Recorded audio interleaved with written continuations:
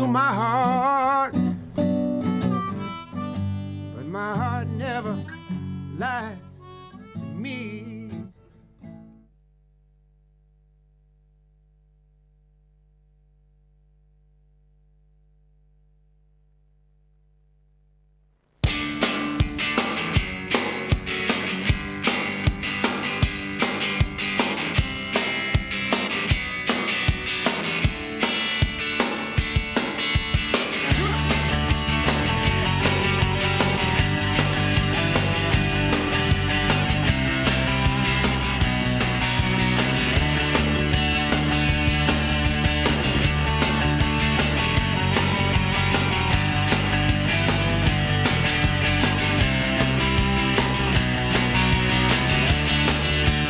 De Sin Hilo. ¿Cómo andan? Bienvenidos, buenas noches. Gracias por acompañarnos en este segundo programa de este 2019 que propone como tema central de agenda, obviamente, las elecciones, pero claramente, como decíamos en el programa de inicio del ciclo, no es el único tema. No es el único tema las elecciones, naturalmente que es importante y mucho, porque bueno, vamos a elegir gobernador, intendente, concejales, diputados provinciales, pero quizás el tiempo que más demanda nos provoque la información proveniente empiece recién a ser y a terciar la semana que viene. ¿Por qué? El sábado a la hora 0 o 24, como ustedes prefieran, vence el plazo de presentación de listas. Todo lo que está pasando desde los últimos días va a resolverse ese día. No hay demasiada opción. Todo lo demás está de alguna manera teñido de especulación. Algunos datos son concretos, naturalmente. El lanzamiento del Frente Chubut al Frente, el fin de semana aquí en Puerto Madryn, en un acto realmente multisectorial, con muchísima participación de dirigentes, de representantes del deporte, de la empresa, del comercio, que se concentraron el sábado aquí en el Rallentry, y aparte con precandidatos a intendentes también, desde ese espacio. De manera tal de que es un hecho político, también lo es el final de la conformación de listas, que es lo que está pasando por estas horas. Ya es casi un hecho definitivo, no pareciera haber demasiadas modificaciones en la interna que se va a plantear en el PJ entre el intendente de Comodoro Rivadavia, Carlos Linares, el ex intendente de Trelew, César Gustavo McCarthy, y el intendente actual de 28 de julio, Omar Burgó. Pareciera ser que allí hay 3 candidatos. En ese estado, en Puerto Madryn, se replica también esta situación con otros candidatos lanzados, como es el caso de Alejandra Marcilla, quien muy posiblemente la acompañe como candidato a viceintendente. También es alguien que ya estuvo en la función pública, como es el caso de Jorge Andurrell. Marcia Caminoa también va a proponerse, 2 mujeres en el mismo espacio, un dato me parece que también para subrayar e interesante, y Leslie Roberts con Unidos y Organizados, que al haber suscripto el Frente Patriótico Chubutense, la adhesión a ese frente, va a disputar la interna con las 2 referentes que mencionábamos recién. En Cambiemos, la situación no es muy distante. Lo que no está en discusión es el candidato a gobernador, Gustavo Mena, pero bueno, aquí ya saben que por lo menos Claudio Tortorielo y Guillermo Benequenta aparecen como disputando la precandidatura a la intendencia por ese frente, el Frente Cambiemos. Pero de cualquier manera, sí hubo una presentación del grupo político el cual propone a EBN, que tiene que ver con ir por afuera. Lo habían anticipado en otras oportunidades esta decisión. Estamos a la espera de que el Tribunal Electoral Provincial defina esto. La postura de los dirigentes del PRO y los que han sido elegidos en el radicalismo es que el frente, la conformación del frente, Cambiemos, anula los sellos partidarios. Así que ahí está la discusión y las posturas que deberá definir el Tribunal Electoral Provincial. Listas de diputados, nombres que van, nombres que vienen, referentes que proponen, territorios que proponen. Pasa lo mismo en los 3 partidos que hasta ahora se definen como ya lanzados hacia la elección, el paso del próximo mes de abril. Veremos el sábado, naturalmente, qué pasa, y allí la semana que viene vamos a estar desmenuzando un poco en detalle esos nombres. Nosotros hoy, como decíamos en el cierre del noticiero, nos vamos a ocupar de temas de mayor impacto, o quizás al mismo nivel de impacto, si ustedes prefieren. Esto es, por un lado, la reforma que hay en Chubut del Código Procesal en lo civil y comercial. Muchísimos ciudadanos han estado o tienen disputas en esos ámbitos, civil y comercial. Disputas que por ahí llevan años. Y muchos que se definan. La idea es aplicar un código procesal mucho más rápido, que resuelva más rápido este tipo de disputas, para que la provisión de justicia también, digamos, tenga como dato y atributo positivo la velocidad. Más cuando hay, por ejemplo, sumas de dinero en juego, pensión por alimentos, cuando hay un accidente, una indemnización de trabajo, que para el ciudadano, por eso decimos que es mucho más social, tiene un impacto inmediato en su vida diaria. Bueno, hay un proceso de reforma con este objetivo, lo vamos a charlar con el doctor Mario Vivas, integra el Superior Tribunal de Justicia. ¿Por qué? Porque el plazo de trabajo de la comisión que está trabajando sobre esa reforma, vence a fin de febrero. Así que queremos saber un poco cómo marcha esta cuestión. Hay varios cambios importantes, él nos lo va a contar obviamente con mayor capacidad y detalle. El otro tema tiene que ver también con algo que nos impacta a los madrileños, que es el transporte público.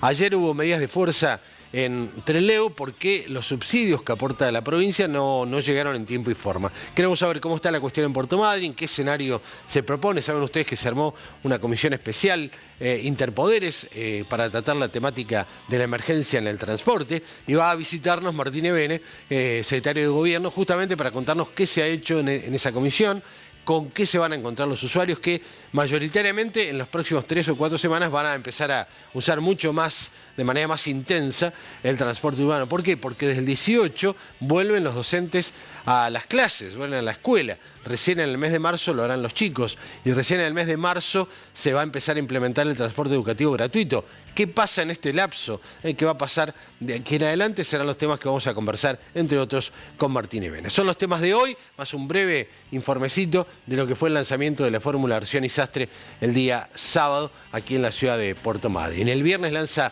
Gustavo Sastre su precandidatura también, ya lo ha hecho Marcilla, y también dicen que el sábado habrá algo también vinculado a Cambiemos. Pero por ahora las definiciones no las tenemos. Vamos a ir a la pausa y ya tenemos nuestro primer invitado.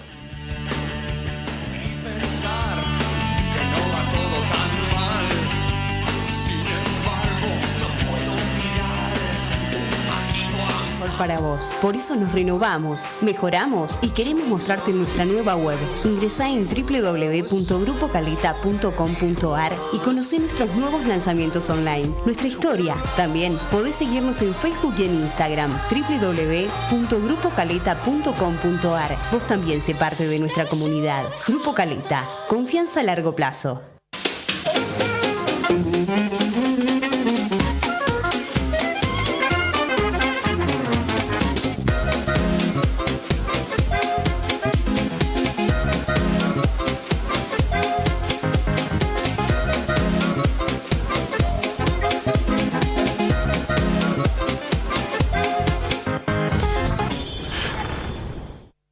Existen muchas maneras de disfrutar. Gaseosas Madryn te propone descubrir un nuevo horizonte, una nueva experiencia. Vinoteca Buena Cepa, para que todos los sentidos puedan encontrarse con las mejores bodegas del mercado. También regalos empresariales y una atención personalizada. Vinoteca Buena Cepa, San Martín 778. Teléfonos 447-2825 y 447-1783. Nuestra dirección en las redes. Comunicate. Canal 12 Web. Opina. Canal 12 Web. Informate.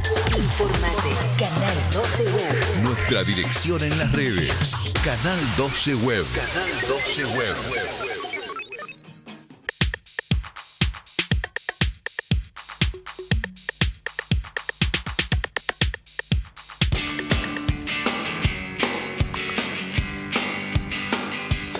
Bien, iniciamos en nuestro bloque, segundo ya de este Sin Hilo de hoy. Nos acompaña el doctor Mario Vivas, ministro del Superior Tribunal de Justicia, y es quien conduce una comisión que se ha conformado para empezar a reformular los procedimientos en el ámbito civil y comercial.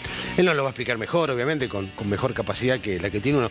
Pero lo hemos elegido porque, bueno, está finalizando el periodo en el cual esta comisión debía trabajar, y aparte porque entendemos que es en ese ámbito, el civil y comercial, donde la mayor cantidad de ciudadanos está en algún tipo de discusión o de reclamo por una cuestión de volumen y por extensión social, y por eso nos parecía interesante conversar sobre la marcha de este proceso que aparte propone un cambio sustancial en este ámbito, que por ahí los montos de dinero no son tan importantes, pero para la persona son vitales. Esa es la charla de hoy. Mario, bienvenido, gracias por acompañarnos. Gracias a ustedes por invitarme.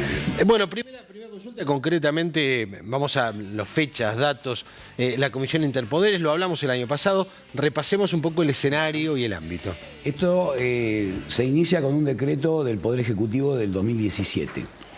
Crea una Comisión Interpoderes, es decir, con representantes de los tres poderes del Estado, a fin de reformar los códigos no penales, vamos a llamarle así para que la gente entienda, es decir, civil y comercial, código procesal, digamos, o ley procesal de familia, ley de procedimiento administrativo y ley de procedimiento laboral. Es decir, son cuatro áreas a partir de las cuales el Poder Ejecutivo, el gobernador, en el 2017 nos encomienda esa tarea. ¿Cómo la distribuimos la tarea? O sea, o quiénes la componen, primero. Bueno, fundamentalmente del lado de la legislatura, el doctor Conde, el diputado Conde, y la diputada Papayani. Por el lado del Poder Ejecutivo está el fiscal de Estado, el doctor Cristian Martínez, y el doctor Emiliano Quialba. Y por el lado nuestro, los tres ministros, yo presido la comisión. Comenzamos a trabajar, nos dio un año de plazo ese decreto, a partir del momento en que se creaba o se ponía en funcionamiento la comisión. De hecho, se puso en funcionamiento a fines de febrero del 2018, con lo cual ahora próximamente vamos a cumplir con el año. Por eso esta cosa medio como que se ha reavivado digamos, la noticia, pero de hecho la comisión ha venido trabajando durante todo el transcurso del año pasado. ¿Cómo lo organizamos? A través de subcomisiones, de acuerdo a cada área, con un coordinador a la cabeza, donde se hizo una convocatoria amplia para que los distintos sectores, fundamentalmente los colegios de abogados, pudieran hacer aportes vía internet. Para eso se habilitó una página. Y bueno, lo que viene ahora es un pedido de prórroga al Poder Ejecutivo que firmé en el día de hoy. Lo anuncié previamente, obviamente ayer, en la reunión que tuvimos con los abogados. Y en ella lo que se pretende durante este plazo de prórroga no es concluir con el trabajo, que ya lo tenemos en gran parte terminado. Estimamos que para los últimos días de febrero va a estar.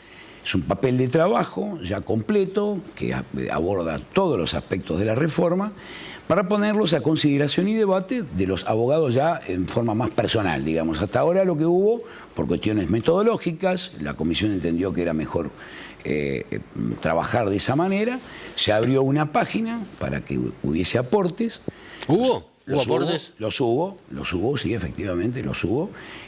Ha habido un trabajo denodado de los coordinadores realmente. En este momento, en estos días, están trabajando mañana y tarde y lo han hecho en otros momentos anteriores, pero bueno, ahora con la cuestión de que se ha reavivado un poco el tema, sale a la luz toda esta tarea ímproba que vienen realizando los coordinadores en cada una de las áreas. ¿Por qué es necesaria esa reforma?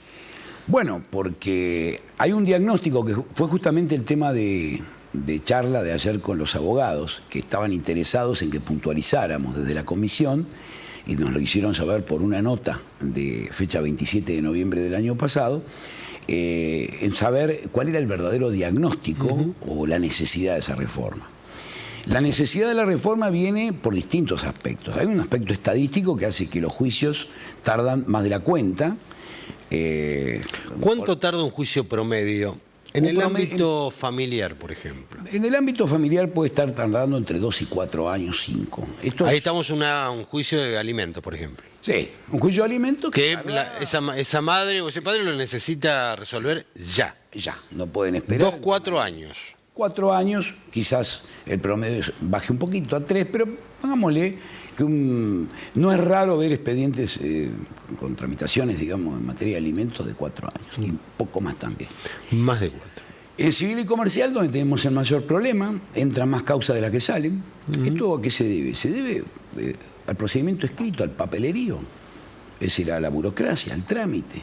Es lo que Pepe Biondi decía, el abogado mancha papeles, no porque el abogado sea así ni porque al contrario tenga ese estigma, sino porque los códigos le imponen esa necesidad de tramitar, y a veces nos vamos demasiado en el trámite y no vemos cuál es el objetivo, que es el resultado final, la decisión del juez. Eso es lo que no viene, y lo que pretendemos de esta manera es, yo después, si quiere se lo adelanto un poquito, se lo especifico un poquito más, lo que se pretende es que el juez se aboque a su función específica, que es la de dictar sentencia y estar en las audiencias. Es decir, que pero bueno, lo que está faltando es eso. Que esté en las audiencias. Lo que está faltando es que y esté en las dicte audiencias. Es sentencia. decir, hoy tenemos... Hay una visión crítica entonces de la actitud Por de los supuesto, jueces. Fuerte. sí, que creo que todos hemos coincidido, es decir, tanto los abogados como nosotros coincidimos en que los juicios duran demasiado tiempo. El problema es por qué están durando demasiado tiempo. Y esto no pasa acá, esta es una realidad nacional. En algunas provincias peor que otras, y nosotros no estamos entre las peores. Pero ¿qué tenemos? 2 grupos de jueces, por ejemplo, acá donde podemos hacer el diagnóstico. Un grupo de jueces muy proactivos que se las arreglan adecuando los viejos procedimientos a tratar de solucionar los problemas, convocar a las partes para tratar de arribar a conciliaciones, acuerdos, en fin, digamos, pese a las herramientas antiguas con las que uno cuenta. Y hay otros jueces que delegan funciones, incluso delegan funciones a tal punto que hay funcionarios y hasta empleados de jerarquía que proyectan ciertas resoluciones. Que la escriben, digamos. Claro. Redactan, digamos. Proyectan las resoluciones. Obviamente para que El firme el juez juez. supervisa y fija criterios generales. Eso es el pecado original del procedimiento escrito. Y nada más alejado de un debido servicio de justicia es justamente eso. La rapidez. La rapidez de... La toma de decisiones y de resoluciones rápidamente. Más en estos ámbitos donde, imaginaba yo cuando hacía la apertura, es donde mayor cantidad de causas hay. Por supuesto, ¿No? es solo entrar a un juzgado para ver los paquetes de expedientes que hay. Claro, en lo civil, comercial y familiar, ¿no? Y administrativo, que debe ser lo... En todo, en todo. En algunos peor que otros. Es decir, tenemos tasas de resolución, por ejemplo, que son la proporción de lo que un expediente entra, o sea, cuántos expedientes entran y cuántos salen con una solución, y la tasa de resolución más baja la tenemos en los juzgados civiles y comerciales. Quizá los laborales procuran, ya les digo, a través de ciertas herramientas que a veces como no tienen las adecuan, herramientas legales que le permiten a veces convocar a acuerdos, a conciliaciones, tratar de que las partes cierren el tema con una solución eficiente. Inclusive me animaría también a pensar que el ciudadano ha cambiado respecto también a la exigencia del servicio de justicia, que va mucho más rápido a un reclamo judicial por cosas que antes no lo hacía, quizás. Cambió eso también. La sociedad demanda hoy un juez comprometido con la toma de decisiones y con la resolución de los conflictos. Claramente esa es la crítica que hay. El ciudadano quiere verlo al juez. Y nada mejor que hacerlo en una audiencia oral y pública, que es lo que estamos proponiendo, porque entendemos que en una audiencia, así se pierda una mañana, se va a ganar muchísimo tiempo después. Todas las decisiones que tardan meses y meses en adoptarse por esta cuestión del papelerío, el escrito que va y viene, la vista a tal lugar, vuelve y todo lo que es propiamente la cultura del trámite, porque esto es una verdadera cultura del trámite que no es de ahora, viene de la época de la colonia, más o menos... ¿Tan atrasados estamos? En este salvo la concepto, tecnología, yo por ahí creo lo que avanzamos en tecnología. Hemos avanzado en tecnología que ha venido de algún modo, obviamente, a mejorar la cosa. Pero digamos, si encima hiciéramos un uso racional de esa tecnología, tanto en comunicación como en información, tenemos que estar mucho más rápidos en la resolución de un pleito de lo que se está en este momento. Un claro ejemplo son las causas penales. Como lo contrario. Como un caso... Como que ha mejorado a partir de la reforma que se ha hecho, donde... La oralidad, ahí, digamos, el dato más significativo es la oralidad. El núcleo central es la oralidad. Y aquí en esta reformulación es el mismo planteo. Es el mismo planteo. Es decir, la idea es que se sienten las partes adelante del juez, con cada cual con su representación legal, expongan y el juez en ese mismo Tome momento... decisiones. En ese mismo momento. En ese momento, sea para la prueba, sea por algún incidente que se ha producido, convoque una audiencia incidental. Es decir, lo que se procura es que todo lo que se demora en el procedimiento escrito se pueda abreviar en una convocatoria a una audiencia. 2 o 3 o 4 audiencias. Es decir, acá no es cuestión de estructurar el proceso para que solo se limite a una audiencia que sea la de prueba. Quizás necesitemos más audiencias en la medida en que la cuestión sea más compleja. Si lo que tenemos que medir la complejidad es en grado de controversia y no en monto económico de reclamo. Porque a veces no hay montos económicos y los temas son realmente graves. Es el grado de controversia y por supuesto la dificultad y la cantidad de prueba a producirse. Pero acá el núcleo de la cuestión es tanto una audiencia o varias audiencias orales y públicas dentro del proceso y un plazo razonable de decisión. Esto es una manda de orden, convencional, es decir, hemos suscrito tratados internacionales donde nos comprometemos a que en todo juicio, no solo los penales, los plazos del desarrollo del proceso sean razonables. ¿Cómo se establece una razonabilidad? Yo creo que de este lado diríamos sentido común, ¿no? El ciudadano. Ni más ni menos. Dice, bueno, ¿cuánto puede demorar esto? Se discute, incluso va a ponerse a consideración, por supuesto, ya tiene que ver con un aspecto técnico y lo pondremos a consideración de los abogados y de todos los sectores sociales comprometidos con esto.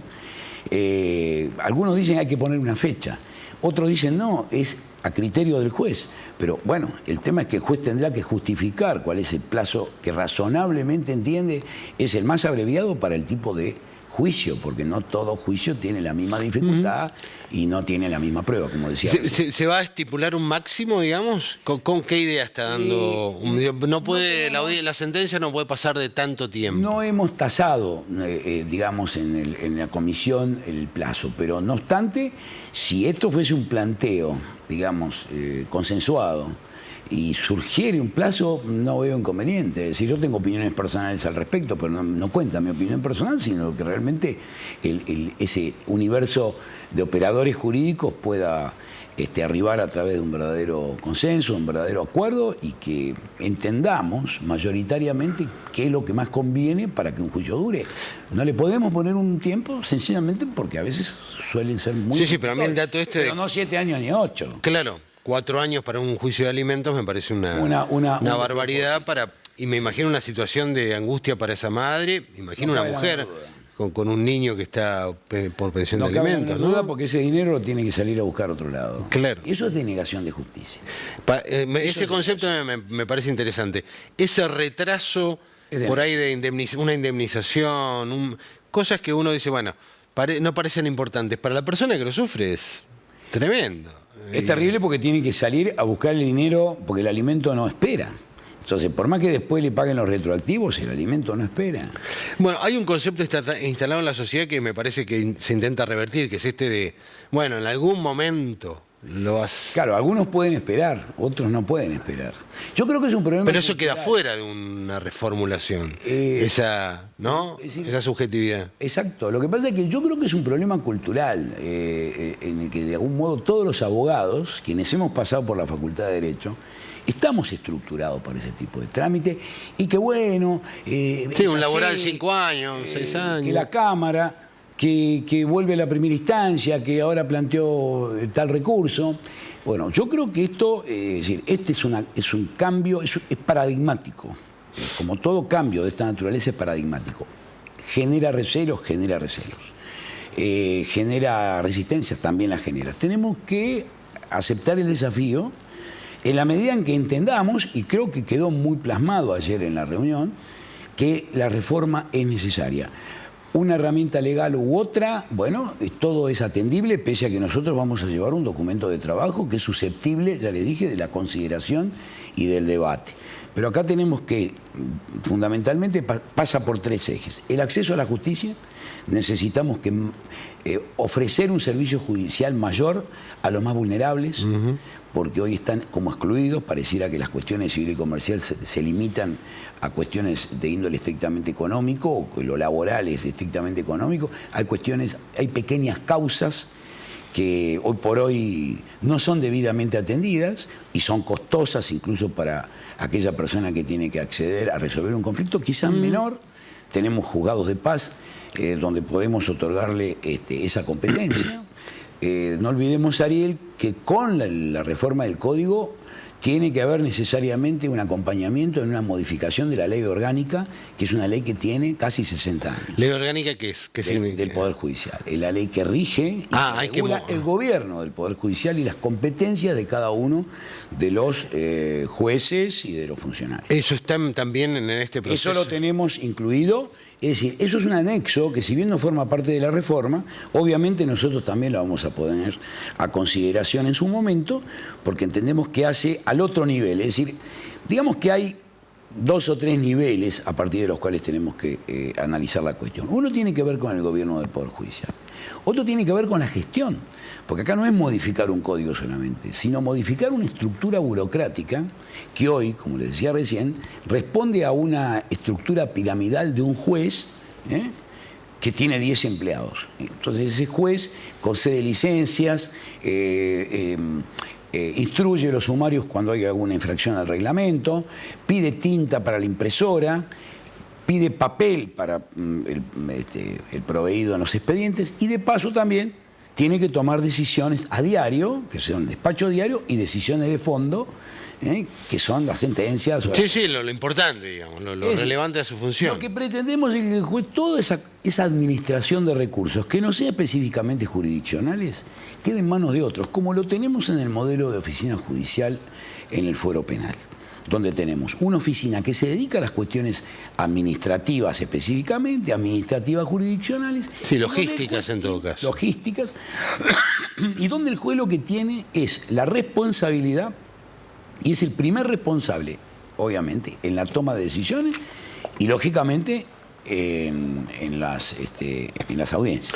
Ahora, Mario, ¿esta reforma también obliga a tener más juzgados? ¿O con lo que está bien? Ahí tenemos también, como anexo, hay un estudio de costos que no está terminado de hacer, pero que es posible que requiera de más jueces. No sabemos cuántos, puede ser el doble, el 50% más. Dirán, bueno, pero entonces ahora estamos sumando la estructura, ¿no? Pero quizás necesitemos menos secretarios o menos auxiliares letrados. Entonces quizás esos auxiliares letrados o secretarios puedan concursar y ser jueces. Entonces, esto no es un problema de números, sino de uso eficiente de los recursos. Sí, y un cambio de cultura, me parece. Y un cambio cultural que nos va a costar a todos, incluso a todo lo que hemos pasado por la facultad, sobre todo. Digamos, la estructura de enseñanza sigue siendo la misma ahora que hace 60 años en la facultad, no ha cambiado demasiado. Entonces yo creo que abarca incluso hasta los estudiantes de Derecho de hoy, hasta hoy, porque tenemos ese procedimiento escrito, porque el concepto del abogado y obviamente del juez es eso de que, bueno, venga la semana que viene a ver si ya tenemos una respuesta al pedido que hizo. Entonces yo creo que eso es lo que va a haber que cambiar. ¿Hay otras provincias que ya lo tengan implementado? Yo tengo entendido que hay alguna experiencia en el Chaco a través del Código Caminker, que nosotros en parte hemos tomado algunas cosas de ese proyecto, y no sé, no quiero macanear en esto, si Mendoza, pero de hecho somos de los primeros. Entonces, al ser de los primeros, lo que entiendo es que tenemos que ser muy puntuales y lógicamente pasó con penal, pasó con el proceso penal. Es decir, hubo mucha resistencia. Hoy hay, digamos, cierta conformidad porque los resultados están a la vista. ¿Pero hay resistencia? ¿O Y no es que haya una resistencia. Los colegios de no abogados, a la ¿cómo- reforma. cómo- No, ayer, a partir de de este debate que se abrió con algunas, distintas opiniones al respecto, algunas objeciones al tipo de metodología que había utilizado la comisión para arribar a este punto, que bueno, tienen que ver más con el funcionamiento interno de lo que fue la comisión, pero digamos, con diversos ribetes, la conclusión es respaldar o por lo menos considerar la necesidad de la reforma. Hasta, digamos, Hay un ese consenso. dato ya no hay, Un no está consenso muy en discutido. eso. No está discutido. Sabemos que es decir, así como estamos no podemos seguir. Entonces, podremos hacer más audiencia, menos audiencia. El juez tendrá 10 días o 15 para dictar sentencia. Pero digamos, estas son cuestiones que yo creo que son a la consideración. Sí, sí, de la más parte técnica, pero no de fondo. Pero de hecho, estamos todos de acuerdo en que no podemos soslayar ni el acceso a la justicia, como les explicaba, ni la necesidad de la modernización de la justicia a través de un sistema donde las audiencias, o la audiencia, digamos, como género, sea el centro nuclear del proceso, el tiempo razonable y un uso racional del recurso, donde el juez dicte sentencias. Cuando sean más complejas las tenga que elaborar más. Y cuando sean sencillas que no escriba 50 páginas, o fojas como le decimos nosotros, cortando y pegando jurisprudencia porque no sirve. Lo que ¿Eso necesitamos- pasa? Eso pasa. Eso pasa. Es Increíble. difícil de asimilar, Y a veces son cuestiones que lo mismo se puede decir en mucho menos. Pero bueno, a veces es cuestión de cada juez. Se cree a veces que citando más jurisprudencia es más fundamento. Hay jueces que les gusta escribir más que otros, pero bueno, todo lleva una cuestión de tiempo y tenemos que entender que el tiempo es dinero. Y desde la parte de jueces, digamos, los magistrados, ¿cómo han reaccionado ante la idea? No, bien, en líneas generales bien. Es decir, lógicamente hay jueces que están más cómodos sentados, permitiendo que proyecten sus secretarios y ellos firman, obviamente prestando la conformidad o están con las objeciones del caso, pero digamos que a veces quien proyecta no es precisamente el juez, y que las decisiones tenga 10 días para pensarlas. Ahora van a tener que tomar decisiones, es muy posible, y muchas de ellas se tienen que tomar en el momento, a los 10 minutos, a los 15 o a la media hora, ¿cómo hacen los jueces penales? Sí, aparte me parece romper una cultura un poco más corporativa de resistir y de No, pero hay mirar muchos jueces adentro. permeables a esto. De hecho, tenemos incluso muchos jueces que están aportando y colaborando, en esta elaboración de este papel de trabajo, este documento de trabajo. Tenemos jueces muy buenos en la provincia. Lo que pasa es que lo que creo que hay que hacer es optimizar los recursos, tanto económicos, que tanto faltan, se habla, como los humanos. Y tenemos mucho potencial como para que en el momento que llegue a juez van a ser buenos magistrados. Bueno, la reforma se viene entonces. Inexorable. Inexorablemente, digamos. Pues es una cuestión de tiempos por ahí. Ahora hemos pedido esa prórroga, ya ingresó en la Casa de Gobierno el día de hoy. Y bueno... ¿El documento de trabajo que es la reforma en sí misma o la base el documental? documento de trabajo vendría a ser... a mí no me gusta hablar de anteproyecto, porque esto va a ser, lógicamente, sometido, como les dije, al análisis de todos aquellos sectores que involucrados, ¿no es cierto? Pero de todas maneras es un anteproyecto para poder limar algunas ¿Y quién redacta? ¿Hay una comisión redactora? ¿Cómo se trabaja cada eso? subcomisión está haciendo su parte. Ah. Lo que tenemos es, en principio, una idea de un código base general del proceso, donde se establezcan pautas que son comunes para todas las ramas, que tiene que ver más que todo con excusaciones, recusaciones, o sea, son denominadores comunes a todas las áreas que están en estudio y en análisis de modificación, y después están las partes específicas de cada una de las áreas, tanto el civil comercial, procedimiento, que son leyes, la de procedimiento son leyes de los años 70. Claro. El Código Procesal Civil y Comercial es del año 83. La Ley Procesal Laboral del año 59. Entonces, entendamos que ha corrido mucha agua bajo el puente. Y ha cambiado todo el escenario, digamos, las leyes de trabajo, los convenios, incluso la animosidad de la gente para ir a reclamar cuando siente que su derecho ha sido vulnerado.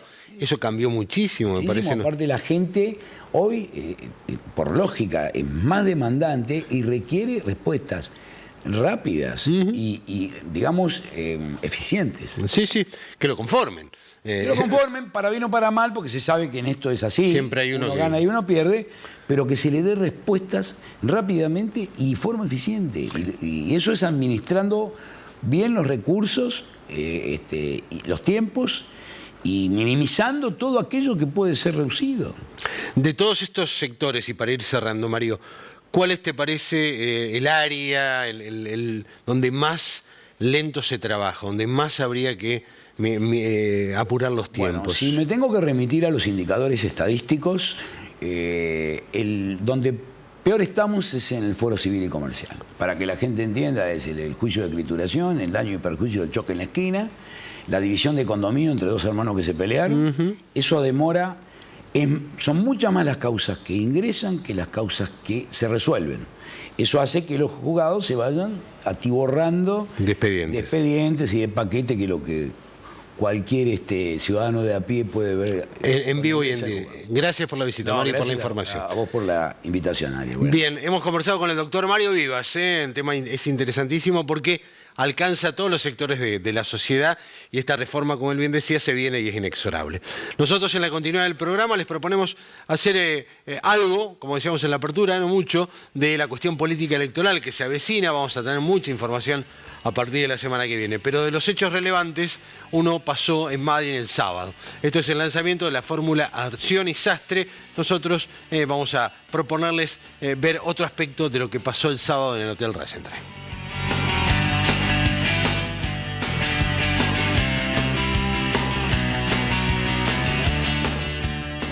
El pasado sábado en Puerto Madryn, el lanzamiento de la fórmula Arcioni Sastre para la gobernación.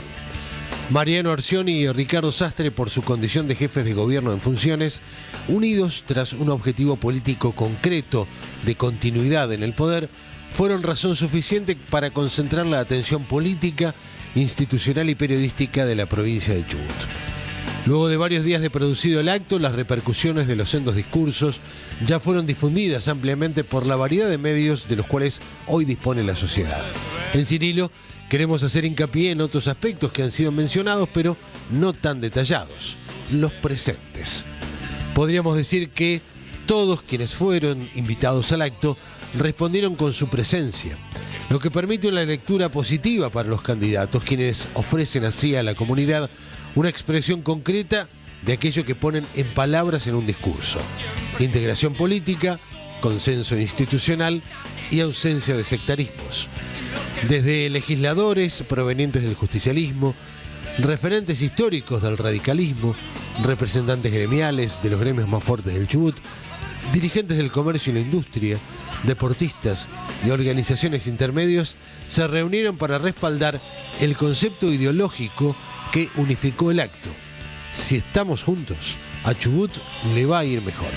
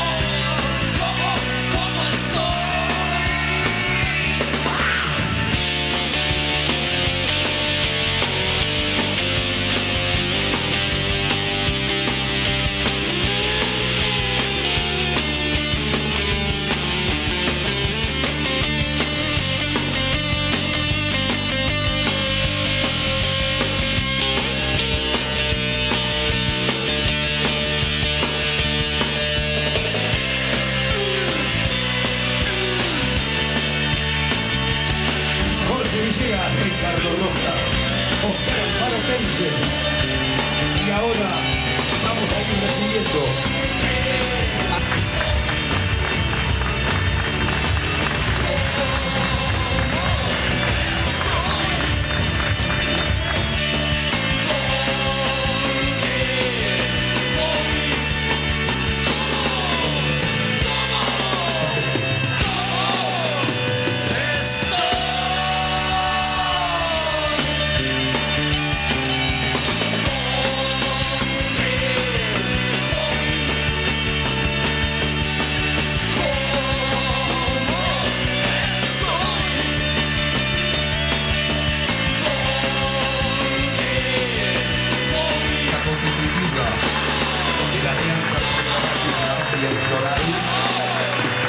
bus al frente.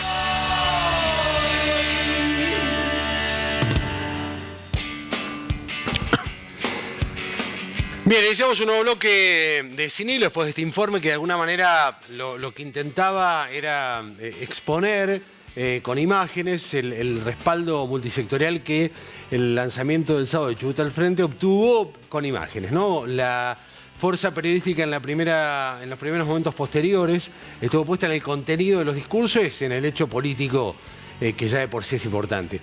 Pero claro, el respaldo multisectorial mencionado entre líneas me parece a mí un dato significativo de lo que pasó el sábado aquí en Puerto Madryn, y lo mejor para exhibirlo era un poco la gente que alcanzamos a filmar nosotros mientras estábamos en el lugar también haciendo la cobertura de este hecho. Era un poco lo que queríamos comentarles. El viernes lanza Gustavo también aquí, Sastre, su candidatura a la intendencia. Vamos a charlar con alguien que integra el actual equipo de gobierno de Ricardo Sastre, quien es Martín Evene, secretario de gobierno, de otros temas más terrenales. ¿Cómo le va? ¿Cómo anda? Ariel? Muy buenas noches. Gracias por acompañarnos. Martín, el tema para charlar el tema del transporte. El mes pasado se declaró la emergencia en el transporte, se armó una comisión que empezó a trabajar. Obviamente que la situación de escenario tiene que ver con los subsidios. ¿Qué sucedió? Ayer paro entre Leu por un retraso con el tema del subsidio que proviene de provincia. Queremos saber cómo está la cuestión en Madryn, qué decisiones se han tomado y con qué se va a encontrar el usuario cuando masivamente, con el comienzo de las clases, vuelva a utilizar más el servicio. Bueno, haciendo un pequeño repaso de los acontecimientos, a mediados del año pasado empezaba a resonar un poco esta cuestión, siempre de forma informal, de la posible quita de los subsidios nacionales al transporte público de pasajeros. Desde entonces estamos evaluando, digamos, posibles medidas a tomar al respecto, pero bueno, nunca lográbamos una comunicación oficial que nos permitiera, digamos, cuantificar el problema, ponerlo en números. De cuánto dinero estábamos hablando, qué era lo que realmente significaría esta quita. Y a su vez tener una certeza si ocurriría o no. Imaginarás que tomar medidas tan drásticas como las que eventualmente se tomaron, de declarar la emergencia en el transporte, reformar, digamos, las características del servicio, el costo del boleto, etcétera, era algo que no lo podíamos hacer sin tener cierta certidumbre. Luego de muchísima insistencia, un par de reuniones en Buenos Aires y demás, ya sobre el mismísimo mes de diciembre obtenemos la confirmación de la quita de los subsidios. Ya para el año 2019, o sea, nos encontrábamos con unos 15, 20 días para tomar algún tipo de medida al respecto. Obviamente con tan poco tiempo se requerían, como te comentaba, de medidas más bien no solo quizás drásticas, sino rápidas. O sea, la mayor complejidad radicaba en el poco tiempo que había para implementar estas medidas. Lo que nos lleva, digamos, a declarar la emergencia en el transporte como una medida extraordinaria que iba a permitir. Pero se empezó un poco tarde, Martín, porque digamos, nosotros aquí Luis Tarrioca, allá por septiembre, nos confirmó que no iba a haber más subsidios. Digamos, el dato estaba concreto. Digamos, en realidad no, o sea, hemos mandado notas por escrito al Ministerio de Transporte de Nación y la confirmación nunca llegó por escrito, no existía en realidad, sino estaba la reforma en el presupuesto. El único documento que existía era la reforma del presupuesto donde se reflejaba una baja importante, digamos, en la partida a nivel nacional, pero no sabíamos cómo nos iba a afectar.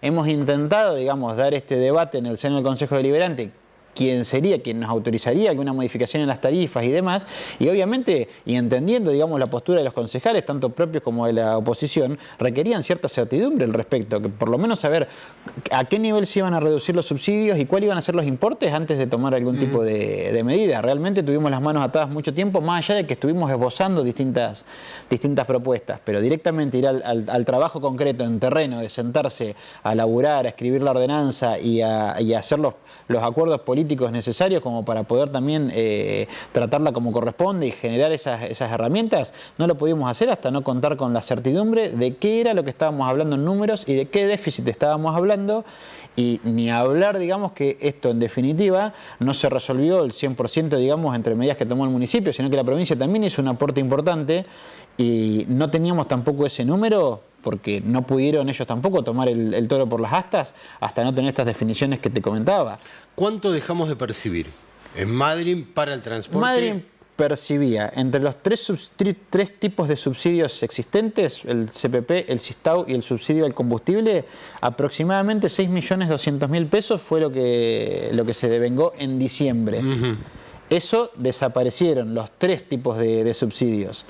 Se creó un fondo especial a partir del 2019, también nacional, de 1.200.000 pesos únicamente para los municipios que no cuenten con la SUBE. 1.200.000. 1.200.000. Por suerte no teníamos SUBE en este caso. Correcto. De esa, digamos, diferencia que quedaba, la provincia aporta aproximadamente 3.500.000 pesos. Todos estos números recién los pudimos conocer en diciembre, y sobre ese esquema se solicita al Consejo Deliberante la emergencia en el transporte para poder facilitar a una comisión ad hoc que se creó exclusivamente para tratar este tema, que incluía obviamente integrantes tanto del Consejo como del Ejecutivo, que en definitiva son las partes, digamos, que tienen que tomar la decisión. O sea, la finalidad de esto era no generar un proyecto de ordenanza que vaya al Consejo, que se observe, que vuelva a modificarlo, que vuelva a ir, teniendo en cuenta que las sesiones normalmente son cada 15 días y en el periodo de sesiones ordinarias. En este caso lo agarró en receso. Y el fin de enero no iba a haber subsidio. Justamente. Esa era la realidad. La cuestión fue juntar a las partes en un proceso abreviado donde tanto los integrantes del Ejecutivo como del Consejo dieran el debate de cada uno de los aspectos que había que ajustar del servicio. Como producto de esa comisión, digamos, se emitió un dictamen que establecía toda la serie de medidas que se debían implementar ya a través del Ejecutivo, y el intendente, a través de este dictamen, suscribe, digamos, una adenda al contrato de concesión del servicio y una adenda al acta acuerdo que establecía el subsidio y la compensación tarifaria municipal, porque también ameritaba que se ajusten algunos artículos, más allá de que los importes no cambiaron. Y recién, digamos, a partir de allí se logró cierta certidumbre sobre el funcionamiento de la empresa, se adecuaron los recorridos y las frecuencias y los horarios durante la época de receso escolar. Van a volver a la normalidad a partir del 6 de marzo con el inicio del ciclo lectivo. Y a su vez otras medidas, digamos, ya que entraba en discusión el contrato de la empresa, la misma comisión hizo una evaluación, digamos, del desempeño de la prestación del servicio del último tiempo, y surgieron otros puntos también que serían beneficios para el usuario, como la posibilidad del transbordo, de abonar, digamos, cambiando de coche en líneas distintas, digamos, en el transcurso de los 50 minutos, abona el 50% del segundo pasaje. ¿Eso ya está? No. Dentro del contrato, de la adenda del contrato, se establecieron plazos, porque esto requiere adecuaciones, digamos, en la práctica, en el sistema de la carga, ¿no? ¿Y eso cuándo arranca? ¿El 6 de marzo? Sí, no, si mal no recuerdo, recién en junio arrancaría la figura del transbordo. Correcto. Hay otras medidas también en favor del usuario, como el incremento de los puntos de carga. Actualmente existían 2 o 3. En el contrato no establecía, digamos, un mínimo requerido, por lo cual desde el Ejecutivo, si bien existía la demanda, teníamos pocas herramientas para exigirle a la empresa se aumenten los puntos de carga. En el momento que se abre en discusión los términos del contrato, se incorpora en la adenda, lo cual nos da otras herramientas, digamos, como para exigir estas cuestiones también, lo cual se incrementarán los puntos de recarga de la tarjeta a 7. ¿Ahora también? Eso, ¿también en junio? No, esto era en marzo. En marzo. ¿El boleto en cuánto va a quedar? ¿En cuánto quedó? El boleto quedó en 22 pesos a partir de la semana pasada, es un 30% respecto de la tarifa que estaba en ese momento, y se prorrogaron el resto de los aumentos que la empresa por contrato tiene, 3 aumentos en el año que van sujetos a determinados índices asociados con la inflación. Se prorrogaron, digamos, para que no queden tan próximos, porque la fecha de uno de ellos ya era febrero. ¿Y escolar y jubilados o ya no se utiliza más, digamos? No, ese esquema no se utiliza más desde la nueva concesión, inclusive. Bien. El 6 de marzo, entonces, normal los recorridos y las líneas, y el boleto a 22 pesos, a la espera de que, bueno, el primero teóricamente empezaría el TEC, ¿no? Que es un poco lo que la provincia ha conformado. ¿En algún momento la empresa estuvo a punto de dejar el servicio durante este periodo? No, hubo una preocupación muy importante por parte de la empresa, te diría que incluso desde mediados del año anterior, porque ellos tenían la misma incertidumbre que nosotros al respecto del tema. Obviamente siempre intentamos transmitirle tranquilidad, porque de alguna manera, ya sea el Estado municipal o provincial, iban a tener que garantizar la prestación del servicio. Quizás un aspecto que la gente desconoce, incluso te diría que las mismas autoridades de transporte del gobierno nacional también, en el esquema de transporte público que tiene la zona, debido a que las distancias son reducidas, el poder adquisitivo de la gente es medio alto en comparación quizás con otras localidades del interior del país o del norte, y es muy difícil que el sistema efectivamente sea autosustentable. O sea, la cantidad de pasajeros por kilómetro recorrido del sistema conllevaría, digamos, a tener sin subsidios un boleto de aproximadamente 50, 52 pesos, que a su vez ese mismo costo haría inviable la prestación del servicio, porque directamente los pasajeros que acudirían a este tipo de servicio optarían por otras alternativas, como caminar o la bicicleta, que estamos todavía, digamos, hablando de una ciudad en dimensiones donde son todavía vías alternativas. O sea, quizás desde Transporte de Nación, donde nos sugerían, bueno, liberen el subsidio y que la tarifa sea libre, ellos quizás lo pueden plantear, digamos, acostumbrados a ver en Buenos Aires una densidad poblacional muchísimo mayor y que los colectivos van llenos de punta a punta, y acá en muchas de las líneas que pretendíamos mantener y en la frecuencia que pretendíamos mantener, a veces van 6, 7 personas. Si no es digamos, subsidiado no puede persistir, digamos. Por lo menos en este esquema, en esta cantidad de líneas que pretendemos que abarquen todas las zonas de la ciudad, es totalmente inviable sin un sistema de subsidios. Hacía la cuenta, 1.200.000 viene de Nación, corregime por favor, 3.500 pone la provincia, ¿estoy bien? Y esa diferencia que falta para los 6.200.000 la pone ese está en el pasaje. Esa diferencia es la que se absorbió con el 30% que se incrementó el pasaje. Y en la adenda, ¿cuánto correspondería? No solo el pasaje, perdón, esta también diferenciación que se hizo en el receso escolar de reducir el servicio, le permitió también a la empresa achicar costos en ese periodo, que lo prorratea en el resto del año, y también permitió aminorar el impacto en el pasaje si lo hubiéramos tenido que trasladar en su totalidad. Bien, el próximo aumento, ¿para cuándo está pautado según esta adenda del contrato? ¿Cómo quedó eso? ¿Cómo son los aumentos a lo largo del año? El de febrero es el que se omitió, digamos, porque está acá, era marzo, abril no, mayo, junio, julio no, agosto y diciembre el próximo. ¿Y ya está estipulado el porcentaje de aumento en el contrato? No, responde a índices de inflación. Si no existiera inflación, ¿y con qué, muy difícil, no habría aumento? ¿Con qué índice?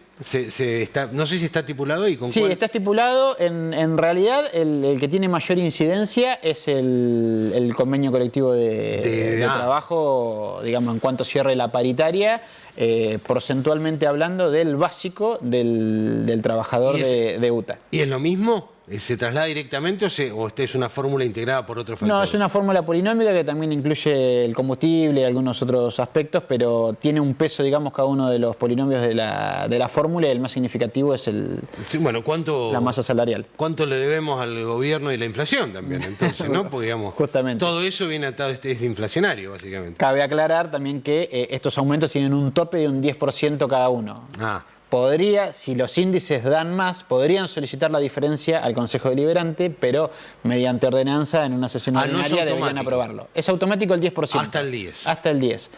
Supongamos que en una de estas instancias queda un 12% como resultado de la fórmula. Un 10% se aplica de forma automática y el 2% de diferencia es tratado en el Consejo Deliberante. ¿Esta comisión también va a tratar la renovación del contrato con Ceferino? La comisión incluso sigue vigente. Decidimos en la última reunión de las varias que tuvimos para tratar este tema, no darla por finalizada, porque la misma ordenanza de emergencia que establece las reglas de funcionamiento de la comisión también determinan que la misma comisión es quien decide cuándo finaliza el estado de emergencia, o sea, cuándo consideran que el servicio llegó o que el sistema llegó a una estabilidad suficiente. En este caso, en la última reunión, decidimos no hacerlo, sino a su vez hacer un seguimiento de estas medidas, estos distintos plazos que se le han ido estableciendo a a la empresa para ir cumplimentando con las pautas que se decidieron, que a su vez están sujetos también a estos aumentos, ¿no? Estos 3 aumentos sucesivos a lo largo del año. Si la empresa no cumplió con alguna de las pautas que se le solicitó, no van a poder aplicarlos. La comisión va a dar un seguimiento a esta situación. Mientras la emergencia esté vigente, la comisión tiene facultades para decidir cualquier cuestión relativa al servicio, siempre y cuando consideremos que la prestación está en riesgo. Digamos, si la prórroga no tiene razón de ser en su análisis, no va a ser tratada en esta comisión. ¿Hasta cuándo tiene la concesión Ceferino? Ceferino, este año no, perdón, el año que viene hay una instancia de revisión establecida en el contrato, donde si las dos partes de mutuo acuerdo deciden cambiar alguna condición o incluso rescindir, pueden hacerlo. Si no, sigue automáticamente hasta cumplir los 8 años, si mal no recuerdo. ¿Y la provincia ya depositó estos 3,5 millones? No, esos tienen fecha de depósito el 15 de febrero, perdón. Pasado Viernes, mañana. Sí. ¿Pero aparece ya impactado, lo administra la municipalidad o va directo a la caja de la empresa? No, tanto el subsidio nacional de 1.200.000 pesos aproximadamente, como el subsidio provincial son depositados en el municipio, y el municipio a su vez transfiere a la empresa. Bueno, y yo decía en la apertura de la nota lo que había pasado entre Leo ayer y antes de ayer. Aquí esto no tuvo ningún atisbo de que tuviera algún momento el riesgo de cortarse el servicio estos días. No, la medida fue lo suficientemente rápida, digamos. El subsidio municipal también en proporción, quizás comparado con el de Trelew, aquí también es mucho más importante. Estamos hablando de casi 7,5 millones de pesos que pone el municipio. Digamos, cumplimentando con el pago de la parte del municipio, le permitió a la empresa no tener inconveniente con el pago de haberes y poder cobrar tanto el subsidio nacional o el provincial en el transcurso del mes. ¿Se revisan los montos del subsidio provincial en algún momento o va a ser todo el año el mismo? ¿O también está atado a la cuestión inflacionaria? No, de momento es un monto fijo, al igual que el subsidio nacional. El único que es actualizable es el subsidio municipal, justamente previendo esta cuestión de la inflación. O sea que sabemos que quizás en junio vamos a entrar en un posible desequilibrio en el sistema si los índices de inflación siguen marcando la tendencia que están haciendo, debido a que los únicos factores que tiene actualizable la empresa es lo que ingresa en concepto de pasaje, que quizás es lo menos significativo en la estructura de ingresos de la empresa, y el subsidio municipal. Después, tanto el subsidio nacional como el provincial son fijos. Correcto. Por lo pronto, entonces, la normalidad en el servicio es a partir del 6 de marzo, el mismo día. Y tiene, ¿cómo son los controles sobre ese acuerdo que es nuevo, digamos, surgido a partir de la comisión? ¿Cómo se hace? ¿A través de la Secretaría de Gobierno? ¿Cómo se hace? A través de Gobierno, en particular de la Dirección de Transporte. Periódicamente la empresa tiene que ir informando cada vez que se dé cumplimiento a alguno de estos ítems, donde nosotros acreditamos el cumplimiento y verificamos que se haya hecho como corresponde. Hay algunas otras cuestiones menores que no estaban establecidas en el contrato original, como por ejemplo la numeración en la parte posterior de los coches, alguna cuestión de los colores y el número de línea en los postes de las paradas. Son quizás datos menores, pero para que la gente... desde esta circunstancia que te comentaba, donde entraron en discusión todos los aspectos del servicio, también se dispusieron adecuaciones en ese sentido, y vamos a darle un seguimiento porque la empresa se ha comprometido mediante la adenda a realizar los ajustes pertinentes. ¿Y el usuario cómo hace para expresar un reclamo, si lo tuviese? Siempre existió como vía habitual, y quizás te lo digo por experiencia, porque desde el primer momento de la gestión, desde el 2011, me ha tocado estar a cargo de la mesa de entradas. Es uno de los mecanismos habituales. Por ahí. De hecho, con el concesionario anterior era muy habitual. A su vez también hay gente que va y manifiesta su inquietud en la mismísima Dirección de Transporte. No hay un canal formal, digamos. En realidad son canales formales, pero son varios. Como informal te podría mencionar que también es habitual las redes sociales, donde también constantemente desde la Dirección de Prensa y Comunicación se hace un análisis de todo lo que llega, ya sea a nivel reclamo o sugerencia inclusive, que también hay mucho, y todo esto también se analiza, se vuelca al análisis de la comisión o directamente de la Dirección de Transporte, dependiendo la magnitud de la inquietud. Sí, hay vehículos para que la gente se manifieste. Para ir cerrando, Martín, sigue la peatonal, que también es un área que estuviste, una propuesta que salió de la Municipalidad y la Cámara de Comercio. ¿Va a seguir hasta cuándo? ¿Cómo lo tienen proyectado? La peatonal es hasta marzo inclusive. Sí, es una iniciativa, digamos, que en su momento desde la Secretaría y por indicaciones directas del Intendente, que le interesaba mucho cubrir este aspecto, retomamos un trabajo previo que había hecho la Cámara de Comercio, le dimos una vuelta de rosca, los invitamos a sumarse nuevamente, como a su vez también a todos los comerciantes, y implementamos esta nueva iniciativa ya hace 4 o 5 ediciones, la verdad con un éxito que nos sorprendió, la convocatoria de gente que va a pasear o quizá a disfrutar de las distintas actividades que se proponen, nos ha superado ampliamente las expectativas, como así también la gente que quiere participar llevando algún tipo de show, espectáculo o con, eso me llamó la atención, con la misma oferta de los stands. La verdad que sí, en realidad, digamos, se inscriben, hay, digamos, un proceso, pero digamos, un protocolo sencillo, digamos, pero claro, la gente va, consulta mucho, se inscribe, nos deja sus demos, hay una comisión evaluadora que trabaja, digamos, analizando cada una de estas propuestas y arma una grilla donde le asigna un espacio a cada uno de los artistas y de los expositores como para que puedan mostrar lo que hacen y a su vez al público que asiste le interesa muchísimo. ¿Aflojó el enojo de la gente con el tema del tránsito que había al principio? En realidad, digamos, coincidió con los cruceros también un par de veces, hubo un par de hechos, pero digamos... Obviamente, en cierta forma son intereses encontrados, ¿no? El que hace uso de la peatonal está chocho y le fascina todo lo que propone, y quizás la persona que justo fue a hacer un trámite un viernes a la tarde y demás, en el centro, genera también alguna incomodidad al respecto, y también quizás esa idiosincrasia que tenemos todos los madrinenses que pretendemos, digamos, cuando andamos en el auto y vamos a hacer un trámite al centro o a comprar algo, parar en la puerta del local, digamos.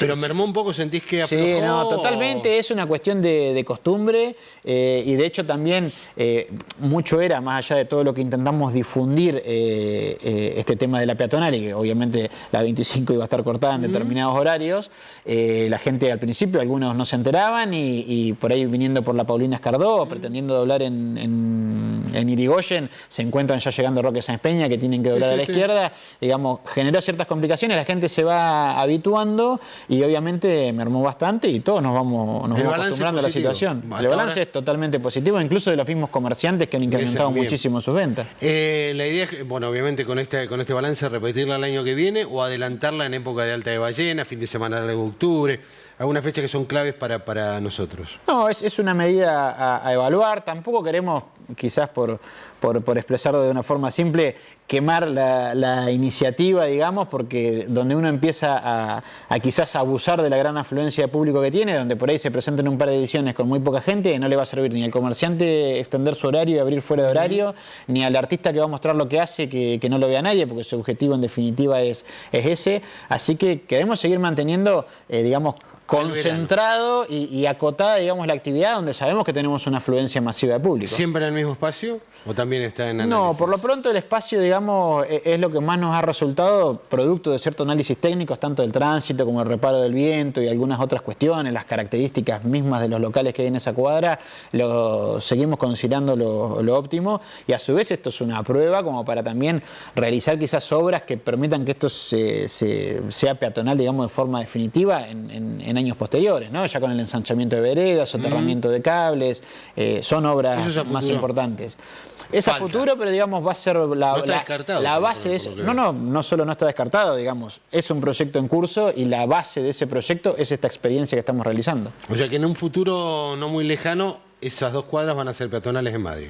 Casi seguro. Pero no 28 y 9 de julio, ¿no? No, solo 25 de mayo y tampoco 100% peatonal. La idea es un ensanche de veredas con circulación de una única mano en el medio, nocturno por una cuestión de seguridad y mantener movimiento en la noche, y en forma diurna sería 100% peatonal, ya con el ancho de veredas es una calle ancha la 25, Ya, como por casi sí. todas las del centro de la ciudad, comparado con otras localidades. Ya el ensanchamiento de veredas permite, digamos, una peatonal más que generosa. Gracias, Martín, por la visita Muchas y por gracias. la información. Bien, amigos, estamos llegando al cierre de nuestra edición del día de hoy con dos temas que nos parecen impactan en toda la sociedad. La reforma de los códigos de procedimiento civil y comercial, ley de familia y demás, y el tema del transporte prioritario y luego el peatonal que hemos todos disfrutado seguramente durante los últimos fines de semana. La información de contenido político tuvo su momento aquí, pero la semana que viene y las próximas van a tener un protagonismo excluyente los candidatos, precandidatos en realidad, para que nos vengan a contar un poco sus propuestas que se van a terminar de definir y cerrar allá por el 7 de abril. El sábado, fecha fundamental del cronograma, cierre de listas para los candidatos para las próximas elecciones. Con esto cerramos, nos despedimos por una semana y el miércoles, poquito después del noticiero, nuestro reencuentro de cada miércoles. Muchas gracias.